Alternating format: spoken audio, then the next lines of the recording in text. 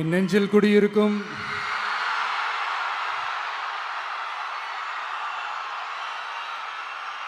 கரூர் சொந்தங்கள், உங்கள் அனைவருக்கும் என்னுடைய வணக்கம்.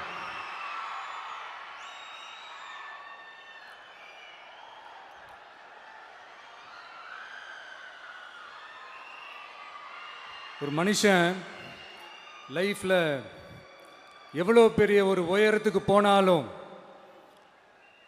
மனசளவில் சில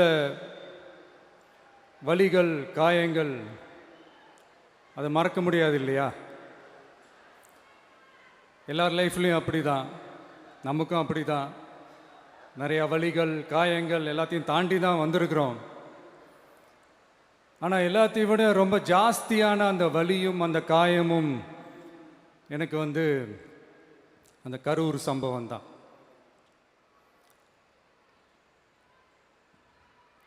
மக்களை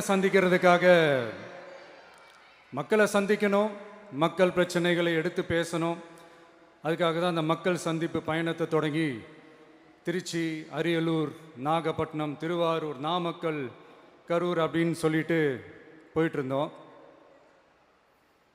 அரியலூரில் அந்த மீட்டிங் முடிச்சுட்டு பெரம்பலூர் போகிறதுக்கு முன்னாடி அந்த பெரம்பலூர் போலீஸ் எங்களை அலர்ட் பண்ணாங்க.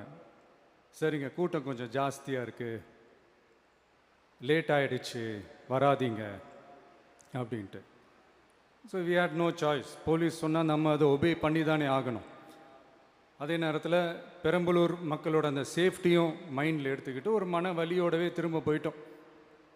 அதுக்கப்புறம் பெரம்பலூர் தொகுதி மக்களுக்கு மன்னிப்பும் கேட்டோம்.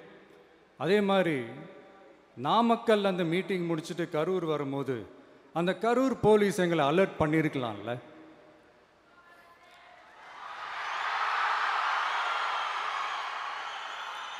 இல்லை சார், இங்கே எதிர்பார்த்ததை விட கொஞ்சம் கூட்டம் அதிகமாக இருக்குது, கண்ட்ரோல் பண்ண முடியல, வராதிங்க. அண்ட் போலீஸ் நினச்சா அவங்க அந்த மீட்டிங்கே கேன்சல் பண்ணலாம். ஏதோ தப்பாக இருக்குது, ஏதோ தப்பாக தோணுது அப்படின்னு நினச்சிட்டாலே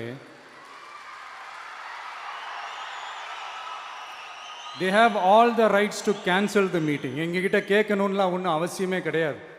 ஆனால் அதையெல்லாம் எதுவுமே செய்யாமல் அந்த ஹைவேல இருந்து அந்த ஸ்பாட்டுக்கு போலீஸே எங்களை உள்ளே கூட்டிகிட்டு வந்து விட்டு அந்த நாடகம்லாம் இருக்கு பாருங்க.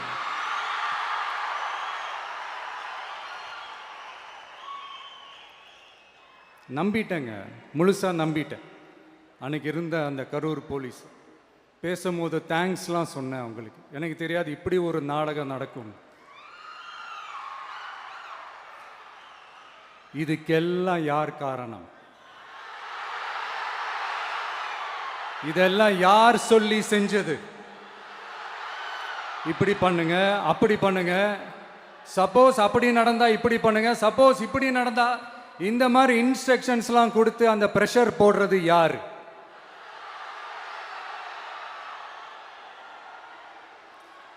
அந்த சம்பவத்தில் நம்ம யாரெல்லாம் இழந்திருக்கோம் தெரியுமா?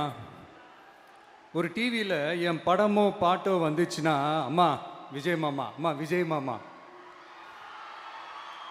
அப்படின்னு சொல்லி அவங்க அம்மா கிட்ட சிரிச்சுக்கிட்டு அந்த டிவி ஸ்க்ரீனை போய் தொட்டு முத்தம் கொடுத்துக்கிட்டு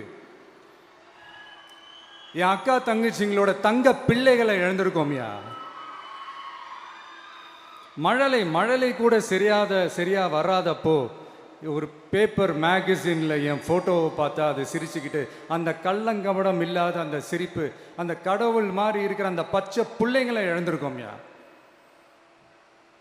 என் அக்கா, தங்கச்சி, அண்ணன், தம்பி, குடும்ப உறவுகளை இழந்து அந்த வலியோட இருக்கிற என்ன நீங்க ஏளனமா பேசுறீங்களா? என் மேல பழிய தூக்கி போடுறீங்களா? இப்படி ஒரு சம்பவம் நடந்துருச்சு. இது ஏன், எதனால, அதுக்கான பின்னணி என்னன்ட்டு அந்த வலியோட வீட்டில் உட்கார்ந்துட்டு இருக்கிறேன். ஓடி ஒளிஞ்சிட்டான்னு வர சொல்றீங்களா? வாயின்னு முன்ன இருந்தா என்ன வேணாலும் பேசுவீங்களா?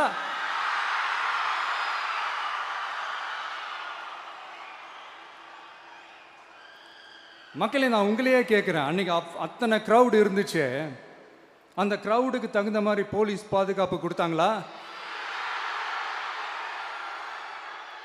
இந்த இடத்தை எடுத்துக்க சொல்லி நாங்க தான் சொன்னோம்னு ஒரு போலீஸ் ஆஃபீஸர் பேட்டி கொடுக்கிறாரு. அதுக்கு என்ன அர்த்தம்? இவ்வளோ வலி, இவ்வளோ காயங்கள் கொடுத்துட்டு பழியை தூக்கி நம்ம மேல போட்டுட்டு அதுல ஒரு அரசியல் ஆதாயம் தேடுறீங்களேயா? இதுல வாய் கூசாம சட்டசபையில ஸ்டாலின் சார் நம்ம மேல திருப்பி விட்டு அங்க ஒரு அரசியல் செய்றாரு. அதுக்கு என்ன அர்த்தம்? நமக்காக வந்திருக்கிற மக்களை காக்க வைக்கிறதுக்கு நான் ஒன்றும் ஆதாயம் தேடுற அரசியல்வாதியெல்லாம் கிடையாது. மக்களுக்காக அரசியலுக்கு வந்தவன் இந்த விஜய். எனக்காக எல்லாமும் கொடுத்த என் மக்களுக்காக எல்லாத்தையும் விட்டுட்டு மக்களுக்காக மட்டுமே அரசியலுக்கு வந்தவன் இந்த விஜய். அவங்களுக்காக நன்றி கடன் செலுத்துறதுக்காக மட்டுமே அரசியலுக்கு வந்தவன் இந்த விஜய். உங்களுக்கு தான் இந்த விஜயை பத்தி நல்லா தெரியுமே. ஆனா நம்ம எல்லாருக்குமே இத்தனை வலிகள் காயங்கள் கொடுத்தவங்களுக்கு இந்த 2026 தேர்தலில் தக்க பதிலடி கொடுத்துட்டீங்க. ஆனா அது மட்டுமே பத்தாது மக்களே, அது மட்டுமே பத்தாது. காலகாலத்துக்கும் எழுந்திருக்கவே முடியாத அளவுக்கு நிரந்தர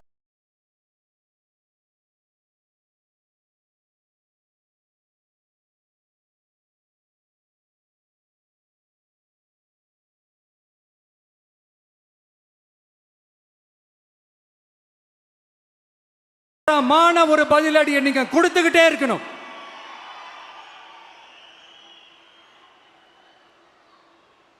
இப்படிலாம் பண்ணா நான் மக்களை விட்டு ஓடிடுவேன் நினைப்பா? யார் என்ன ஓடினாலும் நான் மக்களை விட்டு எல்லாம் ஓட மாட்டேன். அன்னைக்கும் சொன்னேன், இன்னைக்கும் சொல்றேன், நாளைக்கும் சொல்றேன், தில்லா சொல்லுவேன், கெத்தா சொல்லுவேன். பணமா ஜனமா அப்படின்னு கேட்டா என் ஜனங்க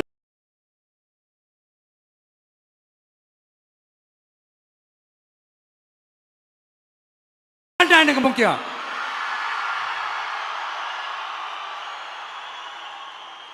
மக்களே, உங்களை விட எனக்கு இந்த காசு பணம் முக்கியமா என்ன? இவ்வளோ குறைகள் நம்ம மேல சொல்றாங்களே, இப்ப நான் சொன்ன மாதிரி அவங்களால ஓப்பனா சொல்ல முடியுமா? அந்த தில்லு இருக்கா, திராணி இருக்கா? ஒரு கிடையாது. ஆனா நம்ம மக்கள் அமைச்சு கொடுத்த நம்ம அரச குறைகள் மட்டும் டிசைனா மாடலா குறைகள் மட்டும் சொல்லுவாங்க. ஒவ்வொரு டிபார்ட்மெண்ட்லையும் அந்த பார்ட்டி ஃபண்ட், அந்த கட்சி நிதின்ற பேர்ல அடிக்கிற கொள்ளையெல்லாம் இந்த தீய சக்தியா இருக்கட்டும், தீந்து போன சக்தியா இருக்கட்டும், ரெண்டு பேரும் மாறி மாறி இதே தான் செஞ்சிட்டு இருக்கிறாங்க. இதுல ஒரு ஹைலைட் காமெடி என்னன்னா, சட்டசபையில் பேசும்போது பார்ட்டி ஃபண்டுன்னு தான் சொன்னேன். அது எந்த பார்ட்டி, என்ன ஃபண்டு, யாரு, என்ன பேரு, எதுவுமே சொல்ல. பார்ட்டி ஃபண்டுன்னு சொன்னவனை எடுத்தாங்க பாருங்க ஒரு ஓட்டம். எனக்கே ஃபர்ஸ்ட் புரியல, ஏன்பா ஓடுறாங்க? அப்படி என்ன நம்ம இப்போ சொல்லிவிட்டோம்? அதான் அந்த குற்றம் உள்ள நெஞ்சுக்கு தான் குறுகுறேங்கும். இது எப்படி இருக்கு தெரியுமா? எங்க அப்பா பீரோக்குள்ள இல்லை, எங்க அப்பா பீரோக்குள்ள இல்லை அப்படின்னு சொல்ற மாதிரி. ஐயோ, ஏன் கேட்குறீங்க? இவங்களோட செம்ம கூத்தா இருக்குங்க, செம்ம ஃபன்னா இருக்கு. சென்னையில் ஒரு பாலம் கட்டுறதுக்காக நார்மலாக ஆகிற செலவை விட அதிக செலவில், கிட்டத்தட்ட டபுள் மடங்கு செலவில் ஒரு டெண்டர் ஒன்று விட்டுருக்குறாங்க. அதையெல்லாம் தோண்டி எடுத்து அதெல்லாம் இப்போது கண்டுபிடிச்சி கேன்சல் பண்ணியிருக்கிறோம். இன்னும் எத்தனை கோடி ஊழல், எத்தனை லட்சம் கூடல் தோண்ட வருமோ எங்களுக்கே தெரில. ஒவ்வொரு முகமுடியாக கிழியுது. ஐயோ, இந்த விஜய் ஒவ்வொரு கதையாக எடுத்து வெளியில் விட்டுருவான் போலேன்ட்டு திரும்புகிற பக்கம்லாம் கதறல் கதறல் கதறல். காதலேருந்து ரத்தம் வராத குறை. ஆமாம், இப்படி ஊழல்லே ஊறி போனவங்க இப்படி தான் இருப்பாங்க. இந்த 50-55 நாட்களில் அங்கே செஞ்ச சில விஷயங்கள்லாம் சட்டசபையிலே எடுத்து சொன்னேன். பட் இங்கே ஒரு சில விஷயங்கள் சொல்லணும்னு நினைக்கிறேன். இந்த மின்சாரத்துறையில் இதுக்கு முன்னாடி போட முடியாமல் இருந்த அந்த பதவி உயர்வை இப்போ தான் எங்களால் போட முடிஞ்சுது. அதுக்காக ஒரு அக்கா அழுதுகிட்டே ஒரு நன்றி சொன்னாங்களே, அதெல்லாம் உங்கள் கண்ணில் படாது அந்த வீடியோலாம், குறை சொல்கிறவங்களுக்கு. அடுத்து லஞ்சம்லாம் ஒழிக்க முடியாது, ஊழல்லாம் ஒழிக்க முடியாது, அதெல்லாம் பிளட்டிலேயே ஊறி போய் இருக்கு அப்படின்னு சொன்னவங்க போய் ஒவ்வொரு கவர்மெண்ட் ஆஃபீஸாக பாருங்க. ஒரு பைசா லஞ்சம் இல்லை, ஒரு பைசா ஊழல் இல்லை. வேலையெல்லாம் சும்மா டக்கு டக்கு டக்குன்னு நடக்குது. ஒரு பெரியவர் ஒருத்தர் சொல்றாரு, தம்பி வேலையெல்லாம் நடக்குது, ஆனால் அதையும் தாண்டி எங்களுக்கு மரியாதை கொடுக்குறாங்க தம்பி, உட்கார வச்சுலாம் பேசுகிறாங்க. இதெல்லாம் இதுக்கு முன்னாடி நடந்ததே இல்லை. அவனை போய் பாரு, இவனை போய் பாரு, இந்த ஆஃபீஸரை போய் பாருன்னு சொல்லி அலைய விடுவாங்க. இப்போ லஞ்சம் இல்லை, ஊழல் இல்லை, வேலையெல்லாம் உடனே நடக்குது. மக்கள் அப்படி ஒரு பெருமூச்சு ஒன்று விடுறாங்க. அதை பார்த்து நமக்கு அப்படி ஒரு ஹாப்பினஸ். இதுக்கு மேலே என்ன வேணும்? ஏன் இதெல்லாம் பண்ண முடியாது? மனசுன்னு ஒன்று இருந்தால் பண்ணலாம். இப்போ பண்ணலை. அதே மாதிரி இந்த எல்என்டி நிறுவனத்தோட 18,600 crore 3 திட்டங்கள் அந்த ஒப்பந்தம், அந்த கையெழுத்து போட்டிருக்கிறோம். கிட்டத்தட்ட 8,200 பேருக்கு வேலை வாய்ப்பு. நான் சொல்கிறது அந்த 3 மாவட்டத்தை சேர்ந்தவங்களுக்கே அவ்வளோ வேலை வாய்ப்பு. குறுவை சாகுபடிக்காக 134 கோடியில் அந்த சிறப்பு தொகுப்பு திட்டம் அறிவிச்சிருக்கிறோம் நம்ம விவசாயிகளுக்காக. இப்போவும் சொல்கிறேன், நம்ம விவசாய பெருமக்களே, உங்களோட இந்த அரசு கூடவே நிற்கும். பெண்கள் பாதுகாப்புக்காக சிங்கப்பெண் அதிரடி படை, அது உங்களுக்கு நல்லா முன்னாடியே தெரியும். வரப்போகிற அறிஞர் அண்ணா அவர்களுடைய பிறந்த நாளில் உங்கள் அண்ணனுடைய அரசில் தாய் மாமன் தங்க மோதிர திட்டம் அறிவிக்கப்படும்.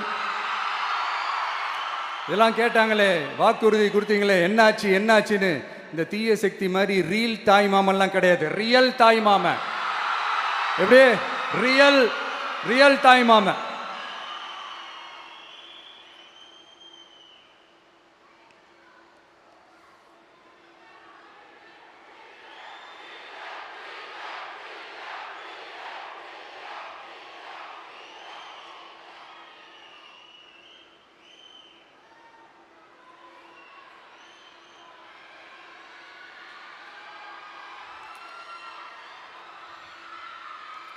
இந்த தீய சக்தியை பற்றி, அவங்க நிர்வாகத்தை பற்றி ஒரு வெள்ளை அறிக்கை ஒன்று வெளியிட்டோம்ல, அது ஷார்ட் அண்ட் ஸ்வீட்டாக சொல்லணுன்னா, ஒரு ஓட்ட பாத்திரத்துக்குள்ளே தண்ணி ஊற்றிக்கிட்டே இருந்திருக்கிறாங்க.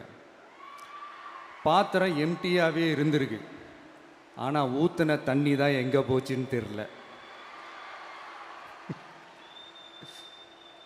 கடவுளுக்கு தான் வெளிச்சம். அது மாதிரி இப்போ நம்ம சொன்னதெல்லாம் சும்மா ஒரு சாம்பிள் தான். இன்னும் வரப்போகிற நாட்களில் உங்கள் அரசனுடைய அந்த விஸ்வரூபத்தை நீங்கள் பார்ப்பீங்க. அடுத்து வாயத்தொடங்க சிஎம். அடாடா, உங்கள் சிஎம் நெஞ்சிலேயே குத்திட்டு வந்தீங்க பாருங்க, அதெல்லாம் வேற லெவல். பேசுங்கன்றீங்க, பேசுனா எந்திரிச்சு ஓடிடுறீங்க. இனிமேல் பேச ஆரம்பிக்கிறதுக்கு முன்னாடி என்ன பண்ணணும் அப்படின்னா, ஒரு நண்பர் ஒருத்தர் சொன்னார், மாண்புமிகு பேரவைத் தலைவர் அவர்களே, எல்லா டோரையும் இழுத்து லாக் பண்ணுங்க அப்படின்னு சொல்லிட்டு தான் பேச்ச ஆரம்பிக்கணும் போல் இருக்கு. ஏன்னா பேசிட்டு இருக்கும் போது எந்திரிச்சு ஓடிடுறாங்க. 5 நிமிஷம் பேசினதுக்கே குளத்தூர்ல கொத்து பரோட்டா போட்டாங்க. இதுக்கு மேலே பேசினா மொத்தமாக முடிஞ்சிடும், பார்த்துக்கங்க. நாம் அரசியல் பேசினா விஜயெல்லாம் அரசியல் பேசலாமா அப்படிங்கிறது. சரிப்பா, நமக்கு எதுக்கு வம்பு, நம்ம பாட்டுக்கு நம்ம வேலையை பார்ப்போம், எதுக்கு அவங்கள பற்றி பேசிக்கிட்டு அப்படின்னு இருந்தால் விஜய்க்கு அரசியலே பேச தெரில அப்படிங்கிறது. இப்படியே மாறி மேகதாது அணையை பற்றி என்ன தெரியும், விஜய் அதை பற்றி பேசலை. இப்படி நம்ம அரசியலுக்கு வந்ததுலேருந்தே ஒரு கூட்டம் குறை மேலே குறையா சொல்லிக்கிட்டு, பாட்டுக்கு பாட்டு கச்சேரி எங்களுக்கும் பண்ண தெரியும், பண்ணலாமா? இந்த மேகதாது அணை சம்பந்தமான அந்த வழக்கில் தமிழ்நாட்டோட பெட்டிஷனை சுப்ரீம் கோர்ட் எப்போ ரிஜெக்ட் பண்ணுச்சு? அப்போ யார் ஆட்சியில் இருந்தா? ஏன் ஒழுங்காக வாதாடல? நீங்கள் ஒழுங்காக வாதாடி இருந்தீங்கன்னா அதை ரிஜெக்ட் பண்ணியிருக்க மாட்டாங்கல்ல. ஏன் ஸ்டாலின் சார் வேணும்னே விட்டுட்டாரா? ஏன் இப்படிலாம் கேள்வி கேட்கலாமா? இப்படிலாம் கேள்வி கேட்டால் தான் மேகதாது அணையை பற்றி பேசுனதா அர்த்தமா? ஏன் அந்த ஸ்டேட்டு சிஎம் பேசுகிறாரு, நீங்கள் ஏன் பேசலை அப்படின்னா, நம்ம ஸ்டேட்டோட உரிமையை எங்கே நிலைநிறுத்தணுமோ அதுக்காக வேலை பார்க்குறது மட்டும்தான் முக்கியம். சும்மா சவால் விட்டுக்கிட்டு சீண்டி பார், நான் யார் தெரியுமா, தொட்டு பார், இப்படிலாம் பேசிக்கிட்டு இருந்தால் வேலைக்கு ஆகாது. சும்மா பேசி பிரச்சனையை வளர்த்துக்கிட்டு யார் மேலே அது பழியை தூக்கி போட்டுட்டு அப்புறம் மக்களை அம்போன்னு தெருவில் விட்டுட்டு இப்படி தான் ஒரு அரசியல் பண்ணணும்னா அந்த அரசியல் நமக்கு தேவையும் இல்லை, அதை நம்ம செய்யவும் போகிறதில்ல. Talk less work more mode தான், அதுதான் நம்ம பாலிசியே. அதனால தான் சட்டசபையில் அந்த அரசினர் தீர்மானம்னு சொல்லி ஒன்று கொண்டு வந்தோம். அது எப்படி டு டேக் இட் ஃபார்வர்ட், எப்படி கொண்டு போகணுமோ அதை சரியாக செய்வோம். சென்ட்ரல் கவர்மெண்ட்லேருந்து அந்த டீலிமிட்டேஷனை திரும்ப கொண்டு வர போகிறதா ஒரு பேச்சு ஒன்று அடிபடுது. யார் என்ன டீலிமிட்டேஷன் கொண்டு வந்தாலும் தமிழ்நாடு அது ஒத்துக்காது. நமக்கான இடத்த யாரும் பறிக்கவும் முடியாது, அது பறிக்கவும் விட மாட்டோம். இப்படி நாம் இருக்கும் போது இந்த தீய சக்தி திமுக எங்கே போய் நிற்குது, யார் கதவை தட்டிக்கிட்டு நிற்குது, அது உங்களுக்கே நல்லா தெரியும். மக்களே, இந்த தீய சக்தியும் தீந்து போன சக்தியும் வேறலாம் இல்லை, கூட்டு களவாணிங்க. சொல்ல முடியுமா அவங்களால? எங்களுக்குள்ள ஒட்டும் இல்லை, உறவும் இல்லை, அறிவிக்க முடியுமா, நிரூபிக்க முடியுமா? இந்த வரப்போகிற இடைத்தேர்தலில் அதை நிரூபித்து காட்டுங்க, அப்புறமா பேசுங்க. மக்களை, என் மனசை விட்டு கரூர் எப்பவும் நீங்காது. நமக்கு ஏற்பட்ட வேதனையான சம்பவத்தை, நமக்கு எதிராக நடந்த சதிய சூழ்ச்சியை இனி வர்ற ஜென்ரேஷனும் அவங்களுக்கு தெரியப்படுத்தணும்ல. அதுக்காகவே இனி ஒரு அரசியல் சதிய, அரசியல் சூழ்ச்சிய யாரும் யோசிக்கவே கூடாதுன்றதுக்காகவே கரூரில் ஒரு நினைவு சின்னத்தை நம்ம டிவிகே சார்பாக அமைக்கப்படும் அப்படின்றத அறிவிக்கிறோம். அப்புறம் கரூர்லேருந்து ஒட்டுமொத்த தமிழ்நாட்டு மக்களுக்கும் சொல்கிறேன், உங்கள் டிவிக்கு அரசு உங்களுக்காகத்தான் உழைக்கும். அடிப்படை வசதிகளை முதல்ல நிறைவேற்றணும். ஒரு பக்கம் நிதி நிலைமையை சரி செஞ்சுக்கிட்டே, இன்னொரு பக்கம் அப்படியே நாம் சொன்னதில் ப்ரையாரிட்டி பார்த்து ஒவ்வொன்றா படிப்படியாக நிறைவேற்ற ட்ரை பண்ணுவோம். இது எப்பவும் உங்களுக்கான அரசாக தான் இருக்கும். இந்த விஜய் உங்கள் விஜயாக தான் இருப்பான். நீங்கள் உரிமையோட உங்கள் கவர்மெண்ட்டை நீங்கள் அணுகலாம். இந்த தீயசக்தி ஆட்சி முடிஞ்சு பொட்டிக்குள்ளே போனதுலேருந்து என்னென்னமோ பண்ணுறாங்க, ஏதோ பேசுகிறாங்க. சோஃபாங்கிறாங்க, வாஷிங் மிஷினுங்கிறாங்க. இந்த அரசியல் வியாபாரம் பண்ணுறதுக்கான அந்த வெண்டிங் மெஷினே அவங்க தான். யார்? இந்த திமுக. இதில் நம்மளை பார்த்து வாஷிங் மிஷினுங்கிறாங்க. எலெக்ஷனில் ஓட்டுக்கு காசு கொடுக்குற அந்த கலாச்சாரத்தையே, அந்த கல்ச்சரை அடித்து நொறுக்கி இருக்கிறோம். எலெக்ஷன்லேயே அப்படி வேலை பார்த்தோம் நாம. நமக்கு எதுக்கு இந்த குதிரை, கழுதை, ஒட்டக பேரெல்லாம்? மக்களின் பக்கம். அப்படி இருக்கும்போது நமக்கு எதுக்கு இந்த பேரெல்லாம்? இந்த திருட்டு திமுக ஆட்சியை வச்சுக்கிட்டு ஊரடிச்சு ஒலையில போட்டு இந்த கொள்ளையை அடிச்சதுனால தான் உங்க கரூர் கம்பெனி ஓனர் ஒருத்தர் எங்க எங்க இருக்காருன்னே தெரியாம ஓடு ஓடு ஓடு ஓடு ஓடு ஓடு ஓடு ஓடு வராம் பாரு வேட்டக்காரன் ஓடினே இருக்கிறாரு. இன்னொருத்தர் ஃபாரின்ல போய் ஒளிஞ்சுக்கிட்டார். ஃபாரின் ஸ்டாலின் சார்ன்னு நினச்சிட போறீங்க, அவர் இல்லை. எனக்கு எப்பவுமே ஸ்டாலின் சார் மேலே ஒரு தனி பாசம் ஒன்று உண்டு. அவர் கிடையாது, இவர் வேற. சிங்கப்பூருக்கு செக்கப்புக்கு போனார்ல அவரு. இன்னும் தோண்ட எத்தனை பேர் மாட்ட போறாங்களோ தெரில. உங்ககிட்ட யாராவது லஞ்சம் ஏதாவது கேட்டாங்கன்னா கொடுக்க முடியாது சொல்லுங்க, நான் இருக்கேன் உங்களோட. அப்படியே யாராவது ஃபோர்ஸ் பண்ணாங்கன்னா, இது எங்க மகன், எங்க புள்ள, எங்க அண்ணன், எங்க தம்பி, எங்க விஜய், எங்க விஜயோட ஆட்சின்னு ஸ்ட்ராங்கா சொல்லுங்க. மக்களை, நீங்க கூட இருக்கும் போது லஞ்ச ஊழல் மட்டும் இல்லை, அதிகாரத்தை வச்சு ஆட்டம் போடுற யாரா இருந்தாலும் அடங்கிடுவாங்க. இந்த கடமை, கண்ணியம், கட்டுப்பாடுன்ட்டு ஒரு காலத்தில் கொள்கையோடு இருந்த கட்சியெல்லாம் இன்னைக்கு எப்படி இருக்கான்னு உங்களுக்கே தெரியும். அதாவது இந்த டிவிகே கட்சியோட தலைவரை எதிர்க்கிறதுல ஒரு நியாயம் இருக்கு. ஏன்னா உங்க பொழப்பில் மண்ணள்ளி போட்டான். என்ன, இந்த ஊழல் லஞ்சம்லாம் பண்ண மாட்டேன்னு சொல்லி உங்கள் அரசியலையே ஒரு தெருமுனைக்கு கொண்டாந்து விட்டான். மக்கள் வேற அவனை தான் நம்புகிறாங்க. ஸோ இந்த விஜயை எதிர்க்கிறதுல ஒரு அரசியல் நியாயம் இருக்குது, அதை புரிஞ்சுக்கலாம்.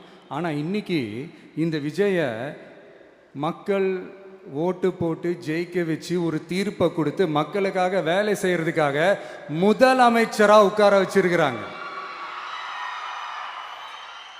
என்னமோ இன்னமும் நீங்க தான் ஆட்சியில் இருக்கிற மாதிரி. விஜய் கரூருக்கெல்லாம் போகக்கூடாது. விஜய் இங்கே போகக்கூடாது, அது செய்யக்கூடாது, இது செய்யக்கூடாதுன்னு எனக்கு புரியலையே.